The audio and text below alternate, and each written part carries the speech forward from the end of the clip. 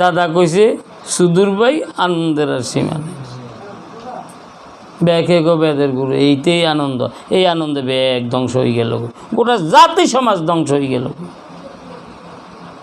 এই জাতি সমাজের বিরুদ্ধে হওয়ার একমাত্র কারণ এই বেদের গুরু।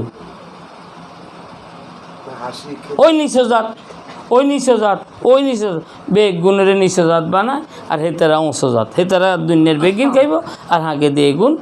এত নিষ্পেষণ বুক করতে না তো যায়, দলে দলে মুসলমান হয়ে গেছে।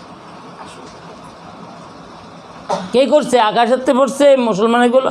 এখন তো আমাদের খুঁড়তো ভাই, জেঠতো ভাই, এরা আকাশের থেকে আইছে নাকি? এগুলো গেল কেন? এই ঠাকুরের অত্যাচার।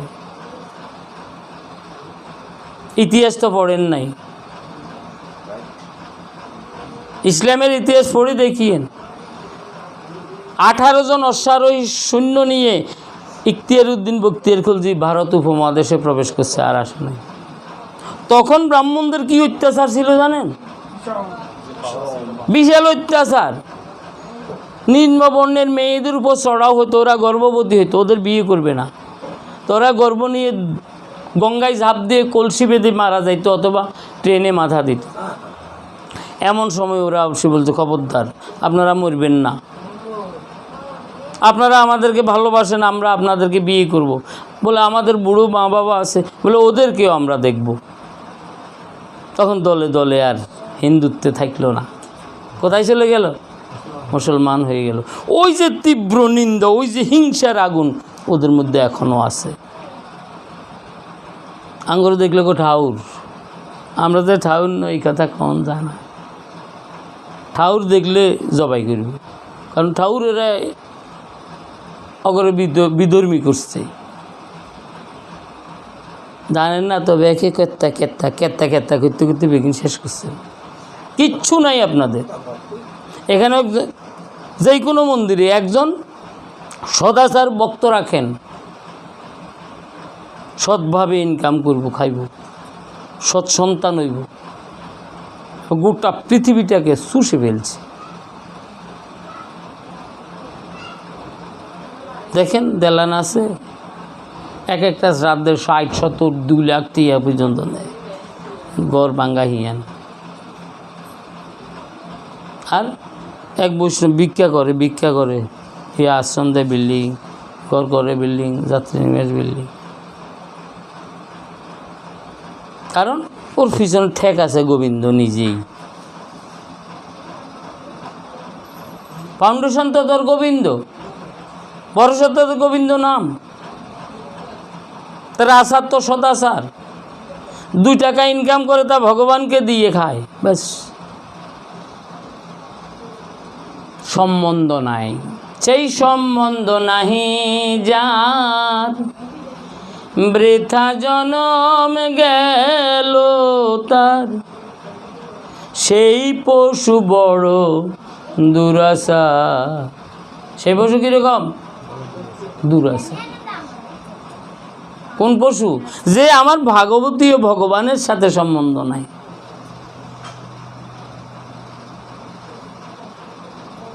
ভাগবতী ও ভগবানের সাথে সম্বন্ধ নাই।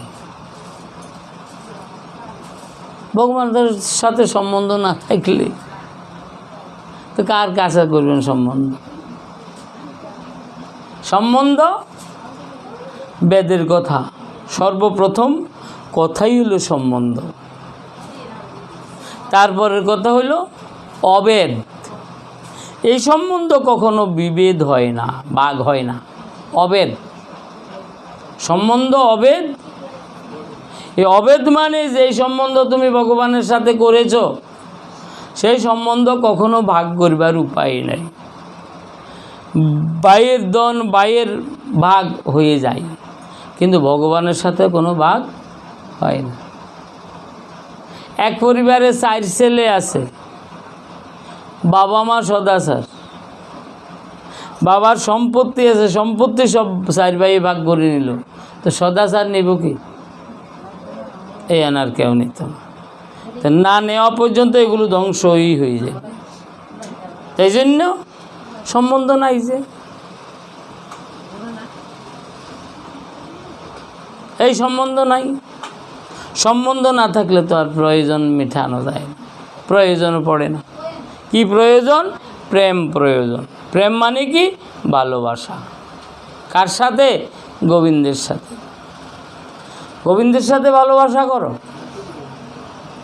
গোবিন্দের সাথে ভালোবাসা করলে গোবিন্দের প্রতি প্রীতি হবে। প্রীতি ভালোবাসা থাকলে তখন প্রয়োজন থাকবে। কি প্রয়োজন? প্রেম প্রয়োজন। তাই মহাপ্রভু বলছে সনাতন প্রেম প্রয়োজন, প্রেম বিনা ব্যর্থ দারিদ্র জীবন। যার জীবনে প্রেম রোজগার করতে পারে না, তার জীবনটা ব্যর্থ এবং দরিদ্র জীবন। প্রেম মানে কি? ভালোবাসা। কীরকম ভালোবাসা? দুনিয়ার একজনকে একজন ভালোবাসতে যেরকম কষ্ট করতে হয়, যে ভগবানকে ভালোবাসতে এরকম কষ্ট করতে হয়। যেমন নির্জলা ব্রত, যেমন রাত্রি জাগরণ, যেমন এত নিন্দা তারপরও তিলক দিয়ে হাঁটন।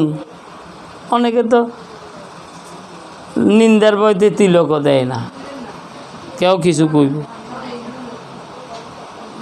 না। যারা যারা জাত প্রেমিক, যারা জাত প্রেমিক, তারা কে নিন্দা করলো, কে স্তুতি করলো, কে ভক্তি করলো, কে লাথি দিল, ওদিকে তাকায় না। তারা তাকায় যে আমি আমার ভগবত কর্ম করছি। এইরকম ভগবত ভক্তিযুক্ত কর্ম,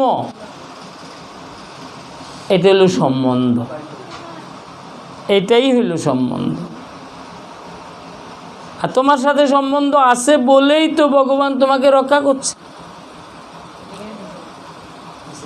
ব্রজবাসীর সাথে সম্বন্ধ আছে কার? কৃষ্ণের। আছে না নাই? কি আছে? কি আছে? সম্বন্ধ। এই সম্বন্ধ থাকার কারণে ব্রজবাসী কি করলেন? গোচারণে গেলেন। তাতে কালীয় রোদের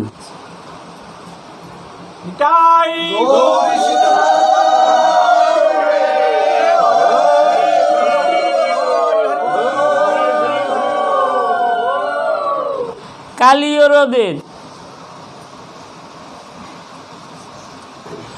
জল পান করতে গিয়ে কতগুলো গরুর বাছুর মারা গেল। পাখিগুলো উড়ে যাইতেছে, এই বাতাস তাদের নাকে লেগে তারা দফাস দফাস করে পড়ে মারা গেল। এমনকি এই হ্রদের উত্থিত বায়ু দ্বারা চতুর্দিকের গাছপালাগুলো শুকিয়ে শুকিয়ে মরে যাচ্ছে। কৃষ্ণ একদিন সেই পথে গেলেন, দেখলেন এই অবস্থা, দেখলেন এই অবস্থা। দেখে কি করলেন?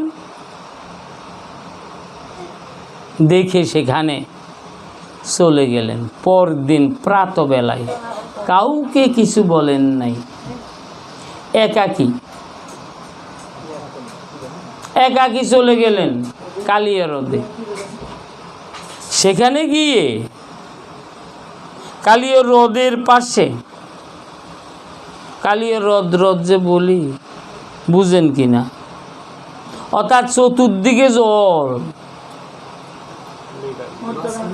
মধ্যখানে চতুর্দিকে মধ্যখানে জল, চতুর্দিকে স্থল, চতুর্দিকে বড় বড় গাছ।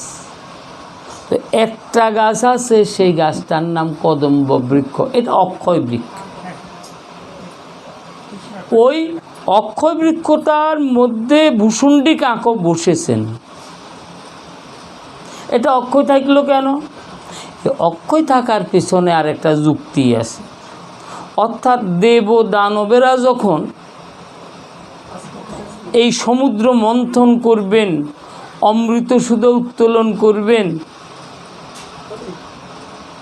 এখন দেবতারা দুঃসাহসী, সাহস কম, বীরু, আর দৈত্যরা খুব সাহসী। এখন নাগের মুখে দিয়ে ধরতে হবে আর লেজে দিয়ে ধরতে হবে। নাগ হলেন মন্থন দণ্ড, মন্থন রজ্জু, আর মন্দার পর্বত হলেন মন্থন দণ্ড।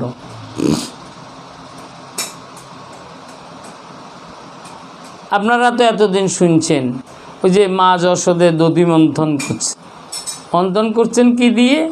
একটা দড়ি দিয়ে আর বাঁশের চরকা দিয়ে এইভাবে টানতেন, এইভাবে ঘুরতো, এইভাবে টানতেন, এইভাবে ঘুরতো।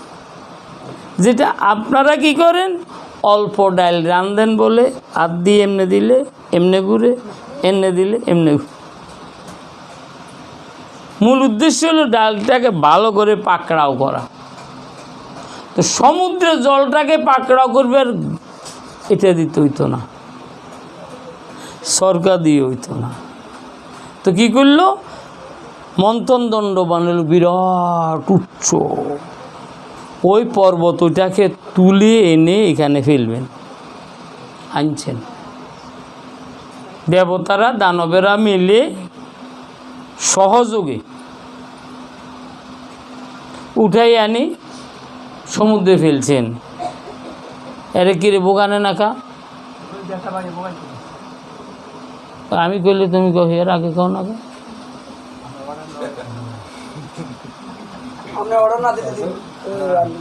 বোগা হরি বল।